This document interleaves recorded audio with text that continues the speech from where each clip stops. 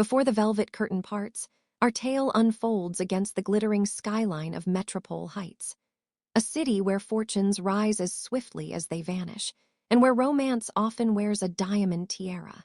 Welcome, dear listener. Wherever you are tuning in from, drop your city or country in the comments now. What grand stage have you arrived upon for this drama? If the tantalizing world of billionaire intrigue sends your heart racing, don't forget to like and subscribe. Your support fuels every whispered secret, every candle-lit confession, and every twist of fate we're about to reveal. Tonight, we begin not with the protagonists themselves, but with the hush before the storm. The hum of a private jet preparing for takeoff, its engines purring like a caged lion eager to break free. Imagine the scent of leather seats warmed by the midday sun, the faint whir of climate control, and the polished shine of a mahogany cocktail cabinet stocked with crystal goblets. You can almost taste the anticipation. Who will board this flight? What whispered promises will be exchanged at 30,000 feet? And which heart will shatter upon landing? Perhaps you've already guessed our heroine, a bright-eyed visionary with charity drives in her past and steel in her spine. Or the enigmatic tycoon rumored to own half the city's skyline and wield influence like a sculptor shapes marble. But the real question looms. What secret twist will bind their fates together? Stay tuned as we lift the lid on penthouse ballrooms and clandestine boardrooms, on spilled champagne that marks a turning point, and on the curious power of a secretary's resemblance to someone far more unreachable.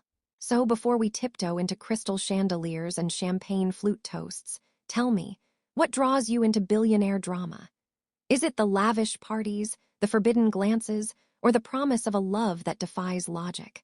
Comment below and let your voice become part of our story. And with that, fasten your seatbelts. We're about to soar into an opulent world where love and ambition waltz in perfect tension, and where one canceled lunch sets everything aflame. The grand ballroom of the Aurelius Tower glitters like a constellation brought to Earth. Its ceiling soars 50 feet above, a canvas of crystal droplets that capture and refract the golden glow of chandeliers. Each prism swings gently, as though breathing in time with the hushed murmur of high society elites. Silken drapes of deep sapphire cascade down marble walls, walls that have witnessed decades of power struggles, hushed engagements, and fortunes won by a single signature. The floor is a mosaic of onyx and alabaster, polished until reflections waver like dreams. High-backed chairs of burnished mahogany ring a dais at the far end, where the city's most influential gather for tonight's charity auction. A hush falls. A lone spotlight illuminates the auctioneer's podium, an antique lectern carved from rosewood. The audience leans forward, glass flutes poised for the next lot. The private jet's cargo has arrived. 2 rare magnesite sculptures, said to have once belonged to an Ottoman sultan.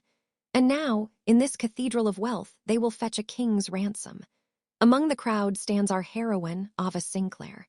Clad in a scarlet silk gown that brushes the floor, she radiates poise tempered by a hint of nervous tension. Her auburn hair is swept into a loose chignon, tendrils framing cheekbones chiseled by quiet determination. Ava's philanthropic foundation is the evening's beneficiary, yet she knows that tonight's stakes transcend mere charity. To her left, a row of reporters hungrily scribble notes. Flashbulbs smolder in their cameras, eager to capture every flutter of her lashes. She meets their gaze with a steady smile, an armor forged through years of being underestimated. Beneath calm confidence, her heart drums a faster rhythm. Does she dare hope the evening holds more than applause and headlines? Across the room, rival benefactors exchange silken pleasantries. The Marwood twins, Helena and Charlotte, drape themselves in emerald gowns, their matching smirks echoing the precise symmetry of their faces. They've shared every boardroom victory and social triumph with nary a misstep, until tonight. For they covet more than charity, they covet Ava's project, rumored to eclipse their own philanthropic ventures. A hush falls again as the first gavel strikes. Lot 1, the Sultan's Gaze. Opening bid, 5 million. The hammers echo ricochets off the marble, each ring a heartbeat in the vast hall. Ava watches bids climb, each paddle raise a declaration of power.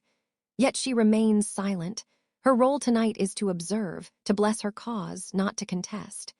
Suddenly, the room's double doors swing open with a hushed grandeur. All heads swivel. A hush, then a collective exhale. The billionaire has arrived. Julian Ashcroft steps in tall as a cypress, his tailored tuxedo cutting a silhouette of uncompromising refinement. His raven-black hair is perfectly coiffed. His silver cufflinks catch stray lamplight like stars igniting. He pauses only a heartbeat before sweeping his gaze across the room and landing squarely on Ava. Time dilates. The chandelier's light flutters. In that suspended moment, a silent dialogue passes between them, recognition tinged with unspoken questions. Who is she, to stand so near the storm of his presence? What tempest will her kindness unleash within his guarded heart? But the moment shatters as Julian strides toward the podium, commanding attention. The auction resumes, yet whispers ripple through the room. His lunch with the minister canceled. He said it was urgent, and most intriguing, he arrived here first. Ava's pulse quickens. Was that meant for her, or is she merely a spectator to his clandestine agenda? As Julian's deep baritone fills the cathedral of wealth, let the second lot commence. The question lingers. What does a billionaire want in a charity auction, beyond the prestige of a winning bid? And more importantly, why does he stand so close to her? What secret purpose has drawn him into her world tonight? Ava Sinclair was born beneath the flicker of oil lamps in Willow Creek, a once booming mining town now half forgotten on state maps. Her earliest memories are of dust-laden windows and the steady hum of machinery, a lullaby of industry. Yet even then, she dreamed of something more luminous than rusted girders and coal seams. At 5, she discovered her voice in the mayor's dingy community hall, reciting poems about hope. Her grandmother held her close, whispering, "One voice can change the world." That moment ignited a fire. Ava vowed to speak for those unheard. By 12, she organized weekend cleanups. Dirt-stained knees and blistered hands became badges of honor. Neighbors whispered that the Sinclair girl had a heart too big for their dwindling town. But for Ava, every discarded soda can was a promise of revival. High school brought her first taste of real loss. The local mill closed, throwing hundreds into uncertainty. Ava launched a fundraising drive, rallying classmates and local businesses. The town rallied too: bake sales, car washes, even a charity ball in the old dance hall. When they raised enough to keep the food bank afloat, Ava felt the intoxicating power of collective goodwill. Her parents, teachers who'd watched her fight for every cause, worried she sacrificed childhood for activism.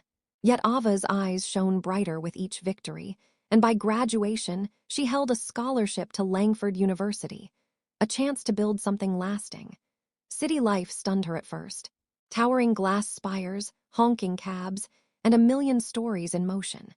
She shared a cramped studio apartment with 2 friends, surviving on instant noodles and late-night study sessions. Economics and social policy became her twin obsessions: how to harness wealth for positive change. During her junior year, she interned at the Crestwood Foundation, a modest nonprofit fighting homelessness. Her supervisor, mentor Grace Harrington, taught her the art of strategic philanthropy, balancing heart and head. Under Grace's guidance, Ava developed Project Hearthstone, an initiative to transform vacant lots into community gardens and safe gathering spaces. Word of Project Hearthstone spread quietly but swiftly. Local papers ran features on the young visionary with copper hair and an unrelenting smile. Donors trickled in. Small business owners, retired teachers, even a mysterious benefactor dubbed the Midnight Donor, whose checks arrived without a note. Ava wondered who stood behind the veil, and whether they believed in her mission or simply sought a tax break. By senior year, she stood on commencement day stage in a cap and gown too big for her frame. With trembling hands, she delivered a speech about planting seeds, literal and metaphorical, in barren fields. "We inherit more than land. We inherit legacies," she told her classmates. Applause thundered, and Ava felt the weight of expectation settle around her shoulders like a velvet cloak. Graduation led directly to her first full-time role as program director at the Havenridge Trust, a mid-sized NGO. She worked 90-hour weeks, drafting grant proposals, meeting with community leaders and supervising volunteers.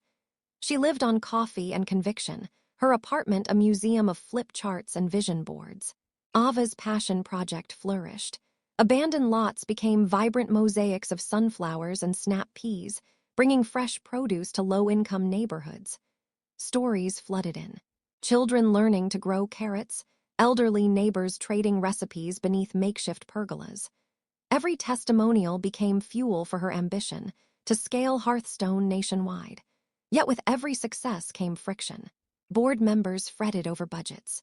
Donors demanded quarterly ROI. Local politicians eyed her rising influence with guarded curiosity. Ava learned to navigate corporate nuances she'd never studied, to speak in glossy quarterly reports rather than impassioned pleas. Late one evening, alone in the Foundation's echoing boardroom, Ava gazed at the city lights through floor-to-ceiling windows. The skyline was a million pinpoints of possibility, and a reminder of every barrier she'd still face. Doubt crept in. Was she naive to believe goodwill could outrun greed? Could one idealistic leader bend the world toward kindness? Her phone buzzed with a calendar reminder. Lunch W Chamber of Commerce rep. She snatched her jacket and dashed through the streets, determined to forge an alliance. Moments like this defined her. A single step taken in faith, propelled by the memory of Willow Creek's dust-choked air and her grandmother's soft voice. Then came the day she applied for a seat at the Global Philanthropy Summit aboard the Aurelius Towers penthouse. Entry required an endorsement from a corporate luminary. A name that opened doors, tilted boardroom chairs, and turned whispered introductions into roaring applause. Ava swallowed hard and sent her resume to every CEO contact she'd scraped together. When the acceptance email arrived, congratulating her on an invitation to present Project Hearthstone alongside the world's wealthiest benefactors, Ava wept tears of disbelief. She packed her suitcase, a single black dress, her grandmother's locket, and a folder thick with photographs of community gardens. She carried more than proposals. She carried every story of hope she had ever witnessed. Now, standing in the Aurelius Towers grand ballroom, scarlet gown hugging her spine like armor, Ava's past, the dusty streets, the makeshift gardens, the late-night boardrooms, felt both distant and immediate. Every turn of her heel echoed with memories of resilience. As Julian Ashcroft loomed at the podium, her mind flickered back to that midnight donor. Was it possible that the world's most powerful tycoon had quietly funded her early trials? And if so, what did his interest portend? Ava swallowed, heart-pounding. She had built her life on integrity and action. But in the glittering shadows of the billionaire stratosphere, would those values hold firm or shatter like fragile crystal under too much weight? What choice will define Ava's next step? And who will stand beside her in courage? Mid-story hook. What would you do in Ava's shoes? Trust the mysterious donor or forge ahead alone? Comment below. The second lot glimmered under the chandelier. Champagne Cascade, a 6-foot sculpture carved from recycled crystal. Rumor claimed its designer crafted it while intoxicated on inspiration and only sipped actual champagne once. Bids soared. Ava watched the paddle count climb, 12 million, 15, 20. Each number was another heartbeat in her chest, a reminder of how much hung on tonight's success. Yet she remained silent. Her cause deserved discretion. Then a hush. The auctioneer lowered his gavel and cleared his throat. Ladies and gentlemen, esteemed guests, due to unforeseen circumstances, our final lot will be postponed. Gasps rippled. The audience fidgeted. Not final lot, lot 3, Phoenix Rising. That piece was to fund the new Hearthstone expansion. Murmurs coaxed the truth out. Julian Ashcroft has canceled the charity luncheon scheduled for tomorrow with the city's mayor and venture council. He's diverted his schedule to address urgent matters. Confusion reigned. The mayor's office claimed no prior knowledge of urgency. The venture council was left scrambling. Ava's pulse froze. Lot 3 was hers to present, an impassioned plea for community empowerment. Without the luncheon, her greatest opportunity to secure high-profile backing evaporated. She pressed her back to a marble column, heart pounding like a war drum. Julian's deep voice cut through the murmur. Charity must adapt to change, and I intend to ensure your cause receives the spotlight it deserves." He strode toward her, unexpected, unannounced. The room parted. Ava's chest tightened. Was this intervention a lifeline or a trap? He offered his arm with cool confidence. "Walk with me," he said. "I have a proposal." She hesitated. Every cell screamed caution, yet her dream teetered on the edge of collapse. She slid her hand onto his sleeve. Together, they slipped past the crowd into a side corridor. The murmur faded, replaced by the faint hum of air conditioning. Crystal sconces cast prisms across the marble walls. Julian guided her to a discreet elevator. "Why did you cancel the lunch?" Ava demanded once the doors closed. Her voice trembled. "You've no reason to disrupt the mayor's schedule unless you've something to gain." Julian's dark eyes flickered. "Perhaps," he said, "I have reason to believe the luncheon itself would be compromised. You see, there are forces determined to see your project fail." He paused, letting the doors glide closed. "I want to help you," Ava's breath caught. Offer of aid from the city's most guarded billionaire. Confidence warred with suspicion. "Why?" she whispered. "What do you stand to gain?" The elevator dinged open. They emerged into Julian's private suite, a world away from the glittering ballroom. Plush rugs muffled their steps. Floor-to-ceiling windows framed the cityscape like a living painting. A grand piano stood silent in the corner. Julian closed the door behind them. "Because," he said softly, "I believe in impact beyond press releases. When I first saw your name beside Project Hearthstone, I recognized a rare authenticity." He studied her, as if gauging whether her ideals could withstand his reality. Ava swallowed. She had faced cynics before, but none with Julian Ashcroft's reach. "I don't need charity favors," she replied, chin lifting. "I need partners who share my vision." He nodded, eyes narrowing with admiration. "Then consider this partnership.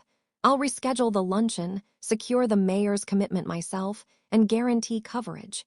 In return, I ask only that you trust me to manage logistics and introduce you to key benefactors." Trust.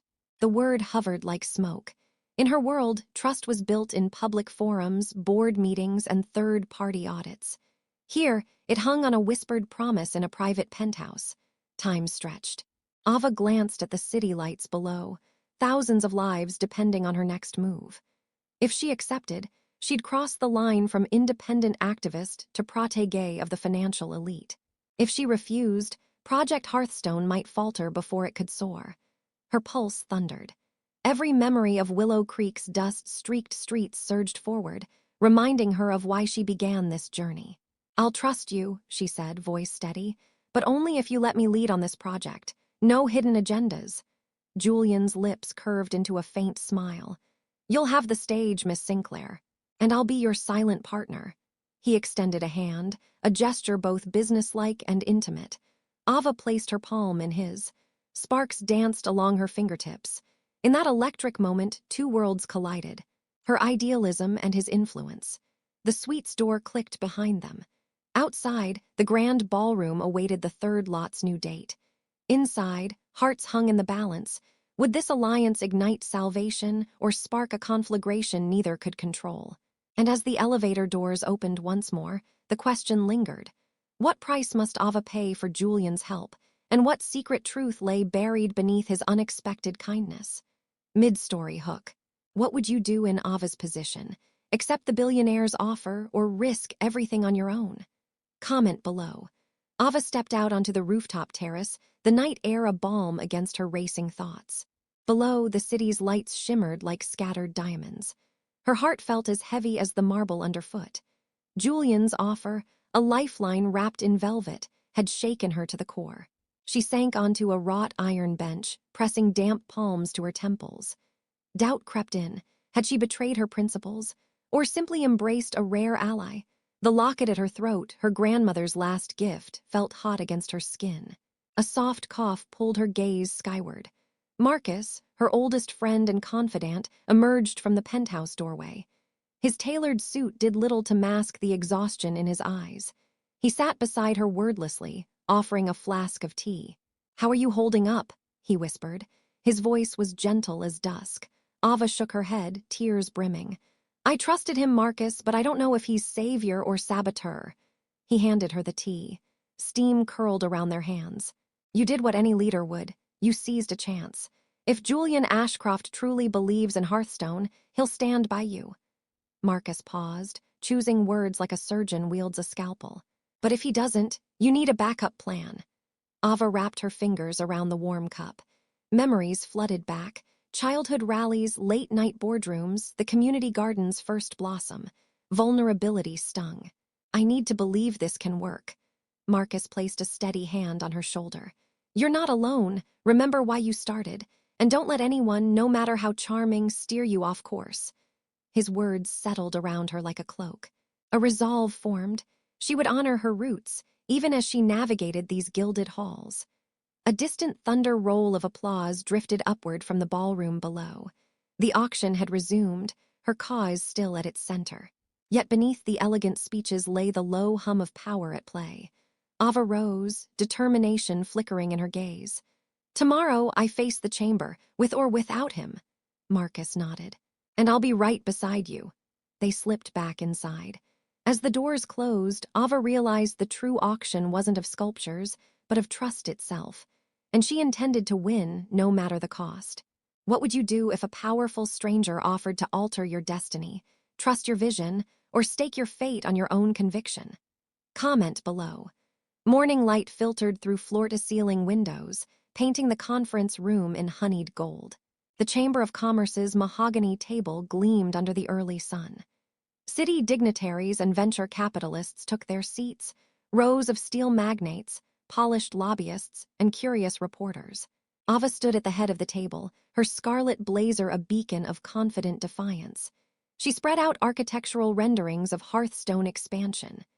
The room hushed as she clicked through slides, community hubs, vertical gardens, micro-entrepreneur workshops. Every image pulsated with hope.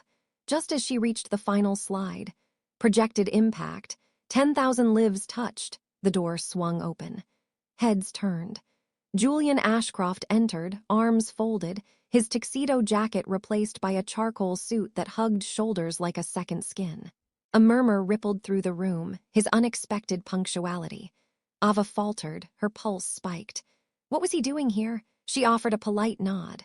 Julian paused, surveying the assembly with cool precision. Then, in a move that stole breath, he strode to her side, flattened a chestnut lock behind his ear, and placed a hand on her shoulder. "Forgive the intrusion," he said, voice smooth as crushed velvet. "But I believe in leading from the front." His eyes met hers, steady, unwavering. The room shifted, even the reporters lowered their pens. Ava swallowed hard. Had he come to support or to overshadow? She cleared her throat. "Thank you for joining us, Mr. Ashcroft. I trust you've reviewed the proposal." Julian's lips curved into a subtle smile. "More than reviewed. I've arranged for the mayor to commit directly today. But there's a complication." He turned to the seated dignitaries. "I understand we've had speculation about motives, wealthy patrons meddling in grassroots initiatives. I'm here to assure you. My interest is purely in impact." Gasps fluttered around the table. The chamber's chairwoman, Madame Delacroix, arched a silver brow. "Impact requires more than assurances. It needs numbers, transparency, accountability." Julian inclined his head. "Agreed. I propose a joint oversight committee, half your members, half mine, every dollar tracked, every outcome verified." He produced a leather folio, sliding it across the table. "Preliminary bylaws, ready for your review." Ava watched as the chamber members exchanged glances, skepticism softening to intrigue. The room buzzed with possibility. Yet beneath her gratitude, a flicker of unease. Had Julian planned every word, or was this genuine goodwill? As questions volleyed about timelines, metrics, cost-sharing, Ava realized the twist. He wasn't just funding her vision, he was entwining his name into its very framework. Her independence, once untouchable, now rested on his cooperation. The session adjourned on a high note. The committee formed, the mayor's endorsement secured for that afternoon, and media outlets primed for a splashy press conference. Journalists clustered outside, cell phones poised. After the room emptied, Julian remained. He approached Ava, voice low. You handled that brilliantly." His praise felt like sunlight after weeks of storm. "But remember, powerful ventures require powerful allies. I intend to be yours." Ava's breath caught. In one sunrise meeting, their worlds had merged in ways she hadn't foreseen. Trust teetered between them, fragile, precious. As she gathered her materials, she caught her reflection in the window, determination tempered by uncertainty. Tomorrow's headlines would trumpet their partnership. Yet in the stillness of her heart, the question pulsed. Did she truly know the man, the billionaire, at her side? What would you think if your champion became your partner? Comment below. That afternoon's press conference unfolded in the penthouse's glass-walled lounge. Journalists jostled for prime positions beside a grand piano draped in white orchids. The cityscape stretched beyond, a sea of steel and glass. Ava stood at the podium, heart pounding. Headlines flashed behind her. Tycoon TURNS philanthropist, ASHCROFT joins Hearthstone. Cameras whirred. Flashbulbs bloomed. She began with grace. Today marks a new dawn for community-driven growth. Her voice wavered only when the Marwood twins materialized at the back, arms crossed, lips curled in twin smirks. Beneath their poised exteriors lay ambition wounded by her rising star. As Ava outlined the committee's structure, whispers swirled. Will Ashcroft cash in? Is this a PR stunt? Reporters leaned forward, spoiling for scandal. At the dais, Julian's expression was unreadable, supportive yet taut with calculation. Mid-presentation, a sharp voice rang out. Miss Sinclair, what safeguards exist to prevent conflict of interest with Mr. Ashcroft's holdings? The question from a financial columnist hit like an arrow. Cameras swung toward Julian, whose jaw tightened. Ava inhaled, summoning her calm. All committee meetings will be public. Investments in measurable community outcomes only. No fiduciary ties to Ashcroft Enterprises. She paused, meeting Julian's eyes. Our mission transcends profit. The Marwood twins exchanged a look and rose as one. Helena's voice cut through. Bold claims, but where's the proof? Let's speak of Ashcroft's past. His severance of environmental regulations. The Elmwood spill, gasps erupted. The spill, a controversial eco-disaster 2 years prior, had stained Julian's reputation. Reporters pounced, flashbulbs strobing like warning lights. Julian held up a hand. Silence fell. He advanced to the microphone, voice measured. The Elmwood spill was a tragedy. I took full responsibility, funded the cleanup, and instituted new protocols across all our operations. I share Miss Sinclair's commitment to environmental stewardship. His admission rippled through the room, shifting skepticism into cautious respect. Yet Ava felt a pang. Was this a spontaneous confession or a well-practiced line? She realized the battleground had shifted. This alliance meant weathering public trials together. After the conference, Ava retreated to the terrace with Marcus, who had arrived unannounced. He handed her a folder, the latest financial reports on Julian's holdings. He's published, but watch the footnotes. There's still opacity. Marcus's brow creased. Don't let his charm blind you. Ava thumbed through pages of glossy charts and coded disclosures. Power and peril lay intertwined in every line. She locked eyes with the skyline, a silent reminder that great heights demand vigilance. Meanwhile, at Ashcroft Enterprises headquarters, a marble boardroom crackled with tension. Julian's mother, Evelyn Ashcroft, the family matriarch, sat at the head of the table. Her opal necklace caught light like a watchful eye. Flanked by board members, she listened to reports of the partnership. Philanthropy is one thing, Evelyn's voice was cool as winter air. But merging our brand with an untested nonprofit, a risk to the empire. She tapped her long nails on the table. We must ensure the Hearthstone venture doesn't distract from core interests. Julian leaned forward, gaze unwavering. Mother, impact is the new currency. Our legacy gains strength through communal goodwill. She arched a brow. Legacy is profit. You'll do as you please within reason. But remember, I hold the purse strings. Across the city, whispers of boardroom battles circulated. Ava sensed unseen gears turning. Rival benefactors wealthier than the twins, hidden investors skeptical of her leadership, and power plays invisible to the public eye. That evening, Ava returned to her apartment, a sanctuary of framed garden photos and handwritten letters from residents whose lives had changed. She spread out the chamber's finalized bylaws and Julian's amendments. The margins bristled with clauses, some protective, some ambiguous. As midnight approached, Ava's lamp cast long shadows over the papers. Doubt gnawed at her resolve. Could she safeguard her vision against corporate undercurrents? Or would her dream be subsumed by the machinery of power? Her phone buzzed, a text from an anonymous number. Not everyone wants your gardens to grow. Watch your back. A chill raced down her spine. The battlefield had extended beyond boardrooms and press conferences. Will Ava unravel the conspiracy before it poisons her cause? Comment below. Dawn broke in muted gold as Ava descended the spiral staircase of Julian's penthouse for their first working breakfast. The table was laid with steaming croissants, fresh berries, and 2 porcelain cups of tea embroidered with the Ashcroft crest. He arrived moments later, casually tailored in a cashmere sweater and chinos, an intimate contrast to his boardroom armor. He poured tea with careful poise, pressing a cup into her hands. "Good morning," he said, voice hushed. "How about we leave business at the table for 10 minutes?" They stepped onto the terrace. A breeze carried the scent of honeysuckles from a planter Julian had installed. Below, the city pulsed, but up here it was quiet, just early light and distant birdsong. Ava sipped her tea. Julian perched on the railing. "Tell me about Willow Creek," he invited. "Your roots." His tone held genuine curiosity, not the practiced interest of a socialite. Ava's defenses softened. She recounted childhood summers spent planting wildflowers, her grandmother's tales of resilience, the echo of coal wagons on rusted tracks. Julian listened, eyes thoughtful. When she finished, he reached into his pocket and drew out a small vial filled with soil. "I collected this from Elmwood," he said quietly. "After the cleanup, I wanted to see if life could return." He opened the vial, earth dusted her palm. Ava studied the dirt, still flecked with charcoal, tinged with hope. "It'll bloom," she promised. He nodded, silhouette golden against the sunrise. "Just like your gardens."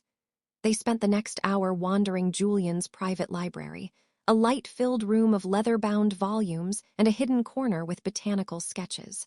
In that secret nook, they shared childhood dreams and unspoken fears.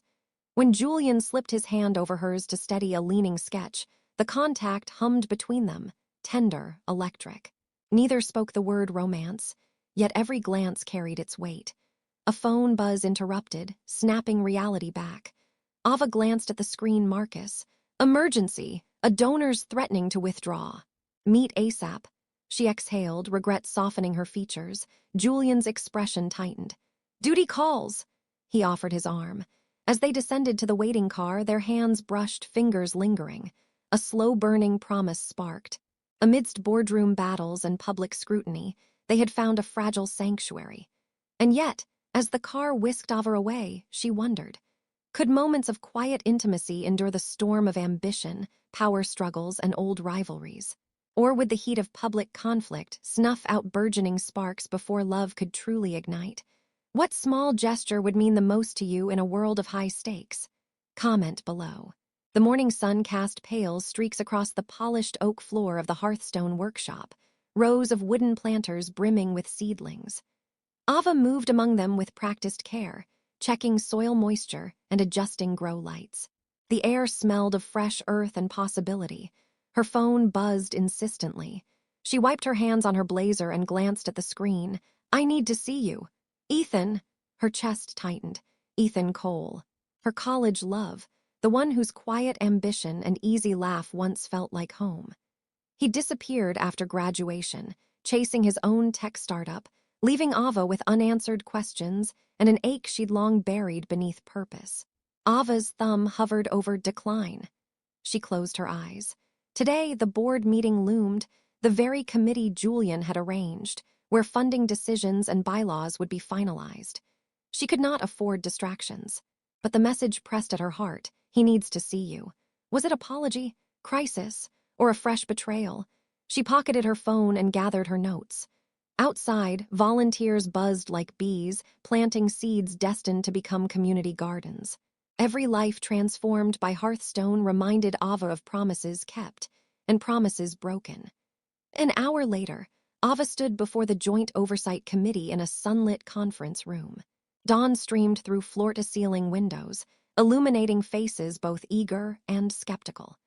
Julian sat at her side, exuding composed support, his presence a silent declaration that they were united. As the session adjourned, Ava felt the weight of consensus lifting. The committee had approved the initial funding tranche, pending minor adjustments. A quiet triumph. She rose to speak privately with Madame Delacroix, the chamber chairwoman. "Thank you for your guidance. I'll implement the suggested transparency measures immediately." Madame Delacroix offered a rare, warm smile.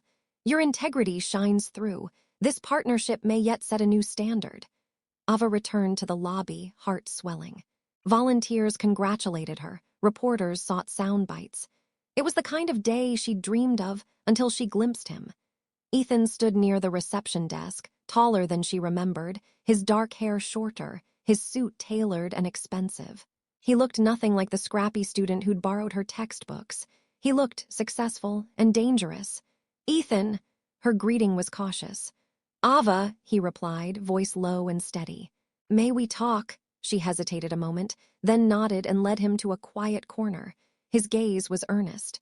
"I saw headlines this morning. You've created something incredible." He paused, swallowing. "I owe you an apology for leaving, for not telling you what drove me away." Ava crossed her arms. "You left without a word. I thought you didn't care." He ran a hand through his hair. "I cared too much. After graduation, I faced a family crisis. My mother's illness drained my savings. I couldn't risk failure in my startup, so I left to protect us. I was ashamed to admit fear. I'm sorry." Her chest tightened. The anger she thought long buried flared back. "You should have trusted me." "I should have," he agreed. He took a deep breath. "I'm here now because I need your help." His eyes glistened. "My company, Coltech, is facing a data breach. User information could be exposed. I've tried legal and technical teams, but I'm out of options. You have influence, connections. I'm begging you." Ava's mind spun. The world of philanthropy and community gardens felt miles away from cybersecurity threats and corporate liability. "Why come to me?" she asked softly. He reached into his briefcase and pulled out a tablet, swiping to a screen of encrypted code. "Because you understand purpose. You fight for what's right. I need someone who won't compromise ethics for profit." Her heart ached, compassion warred with caution. She owed him answerability, but every second spent helping Ethan was time stolen from Hearthstone's launch. And she had made a pact with Julian, forge ahead with his support, no distractions. Ethan's voice cracked. "Please, Ava, I'm lost without you." Time slowed. The planting beds below glowed like emerald tapestries. She remembered their late-night study sessions, his gentle laugh as she lectured him on social justice. She remembered the promise she whispered under starlight. "We'll change the world together." A tremor ran through her. Could she abandon that boy she loved, or could she grant him one last chance? Before she could answer, a familiar baritone echoed down the corridor. "Ava, I need you." Julian strode toward them, phone pressed to his ear. His eyes flicked from her to Ethan. A shadow passed across his face. Ethan stiffened. I'll call you later." He hesitated, then turned away. His shoulders sagged as he walked toward the exit, defeated. Julian lowered his voice as he reached Ava's side. "Everything okay?" Heat flared in her chest. "That's Ethan," she whispered. "He needs help." Julian's jaw clenched. "We have a schedule, Ava." Her eyes narrowed. "I can't help him." He drew a breath, expression stealing. "Then don't. This is about your commitment to Hearthstone, to me." Ava's heart pounded. Commitment. The word tasted of promises yet to be tested. She realized in that moment that her life's work and her emerging bond with Julian could not tolerate old wounds reopening. She squared her shoulders. "I'm sorry, Ethan," she said loudly enough for Julian to hear. "I can't." Ethan paused, face pale. He closed his eyes and gave a small nod as if accepting a verdict. Then he turned and walked away. Silence settled. Julian's gaze bored into hers, steel and concern entwined. Ava swallowed, guilt and resolution warring within her. She had upheld her promise to Julian. But what had she sacrificed? What would you do if confronted by an old love in crisis? Risk your future for the past, or stand firm in your new path? Comment below. The media scrum outside City Hall buzzed like angry bees. Reporters craned for a glimpse of Ava and Julian as they stepped onto the raised platform. A banner draped behind them proclaimed, "Hearthstone Expansion Announcement." Palms slick, Ava gripped the lectern's edges. Cameras flashed. Microphones jutted forward. The mayor introduced them with practiced grace, then stepped aside. Silence fell, heavy as storm clouds. Ava began, "Today we unveil the fruits of our partnership." Her voice wavered on fruits, but she forced it steady. The crowd leaned in. A sudden shout cut through her cadence. "What about the data breach?" A stern-faced reporter thrust a mic forward. "Is Miss Sinclair's partner, Mr. Ashcroft, using this to divert attention from your company's scandals?" Ava's heart thundered. The question was loaded. Reporters murmured, flashbulbs strobing. Julian's jaw clenched beside her. She inhaled, recalling every late-night spreadsheet, every soiled test, her cause's authenticity. With measured composure, she replied, "Our commitment to transparency means we address all concerns. The breach affects a different company altogether." A ripple of confusion passed through the crowd. The journalist pressed on. "Then why did we see Julian Ashcroft's security teams at Coltech headquarters last night?" Heat flared in Julian's eyes. Reporters leaned closer, hungry for drama. Ava felt a tremor of uncertainty. Had Ethan's crisis bled into this moment? Julian stepped forward, voice rich and resonant. "I deployed my team to assist a friend in need." His gaze flicked to Ava. "Because character matters." Gasps rolled through the press. Some nodded in approval, others scribbled furiously. The chamber chairwoman's earlier praise echoed in Ava's mind. Integrity. Before Ava could continue, another voice sliced the air, smooth, feminine, laced with ice. "Miss Sinclair, given your personal tie to Coltech's breach, how can we trust Hearthstone's governance?" The Marwood twins' lawyer emerged, file in hand. A hush drowned her words. Ava's breath caught another ambush. Julian's arm brushed hers in silent solidarity. She lifted her chin. But as she opened her mouth to speak, her phone buzzed, a single text that glowed bright before her eyes. "They've threatened the volunteers. Stop now or they pay the price." Ava's chest tightened. The public stage blurred as betrayal's cold fingers curled around her heart. What would you do if those you serve were in danger? Cede ground to save lives, or stand firm and fight? Comment below. Night had fallen by the time Ava returned to the Hearthstone workshop. The rows of seedlings stood silent under grow lights, their leaves whispering hope. But the text's threat reverberated in her mind. Every volunteer's face flashed behind her eyelids. She found Marcus pacing near a whiteboard scrawled with contingency plans. His eyes were red-rimmed, voice tight as wire. "They've targeted the community gardens. Vandals or worse. We need a full security detail." Ava sank to a crate of soil, trembling. "They'll hurt people, Marcus. I can't let that happen." Her voice cracked. He knelt beside her. "Then we protect them smartly. Not by retreating, but by taking a stand." He pressed a folder into her hands. Surveillance schedules, volunteer contact lists, emergency protocols. Tears blurred her vision. Every page echoed her grandparents' musty community hall, simple yet sacred. "This was never about me," she whispered. "It's about them." Julian entered quietly, mustering warmth that contrasted the cold steel of his empire. He knelt, gathering her hands in his. "You're not alone," he said. "We'll secure every site, ensure no one's harmed." Hope flickered. He unrolled a map dotted with sensors and night vision cameras. "I've mobilized resources, security, legal, even undercover surveillance." Ava inhaled, shoulders straightening. "Thank you for believing."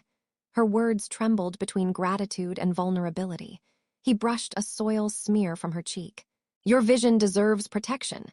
Their eyes held, a universe of pain, fear, and fierce devotion. Outside, the workshop doors burst open. Volunteers streamed in, faces streaked with grime and tears, but eyes bright with resolve. They'd heard of the threats and came to stand together. Ava rose, voice quavering with emotion. "You came." She pressed a hand to her heart. "I'm sorry I put you at risk." One volunteer, Mrs. Delgado, stepped forward. "Risk is our word. We believed in this dream." She waved a spade like a banner. "We're not leaving." Silence fell, then a roar of affirmation broke like thunder. Volunteers clasped hands, staff joined them, and even Marcus let a tear slip. Ava felt sorrow and pride interweave.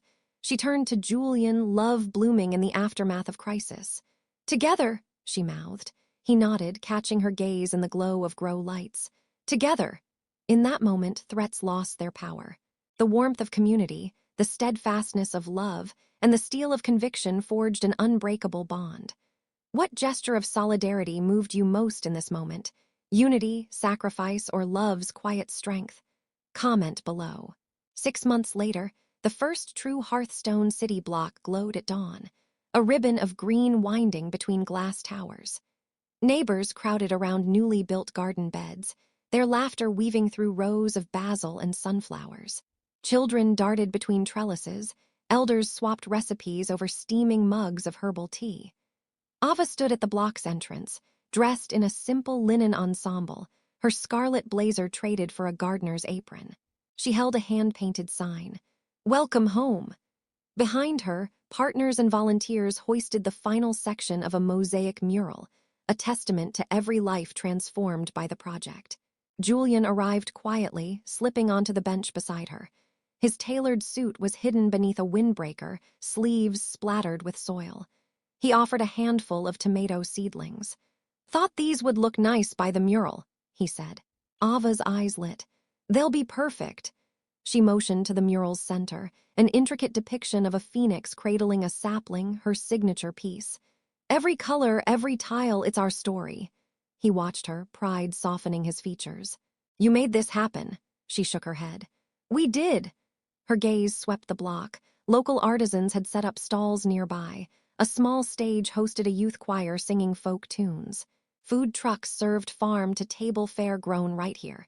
Even the Marwood twins had donated a £10 grant to expand youth programs. A commotion drew her attention. Mrs. Delgado, the workshop's matriarch, was lifting a slender ribbon in front of the community center's new doors. The crowd hushed, then erupted as the ribbon fluttered free. Volunteers cheered, and Mrs. Delgado embraced Ava, tears glistening. "You kept your promise," she whispered. Ava's voice trembled as she took the microphone. "This block and every seed, every life belongs to all of us. We started with empty lots and big dreams. Today we have home." She swept her arm toward the gardens. "And tomorrow we'll grow even more." From the crowd, young entrepreneurs stepped forward. A tech developer offering a greenhouse app, a nutritionist planning garden school partnerships, a former skeptic turned volunteer with tears in her eyes. One by one, they pledged new ideas. Julian squeezed Ava's shoulder. "Impact beyond press releases," he murmured, echoing his old words. Ava smiled, heart full. The phoenix soared again, this time in living color. Mini cliffhanger. As laughter and cheers faded into golden dusk, Ava noticed a familiar figure slipping through the crowd, Ethan, offering a hand entwined with a small encrypted drive. What secret might he bring to this newfound paradise? What would you launch if given a chance to redefine your community? Comment below. And so, dear listener, our story draws to a close, yet the work has only just begun. From Willow Creek's dusty lanes to Metropole Heights' gleaming spires, Ava Sinclair proved that one determined voice can indeed change the world. Her alliance with Julian Ashcroft survived scandal, sabotage, and old wounds to become the spark that lit 1,000 gardens. Love found its way through boardroom battles and midnight confidences, revealing that the richest soil is often tilled by compassion. But what of Ethan's encrypted drive, pressed into Ava's hand at the ribbon cutting? And what fresh challenges await our champions of hope and hidden donor turned lover? Only time will tell.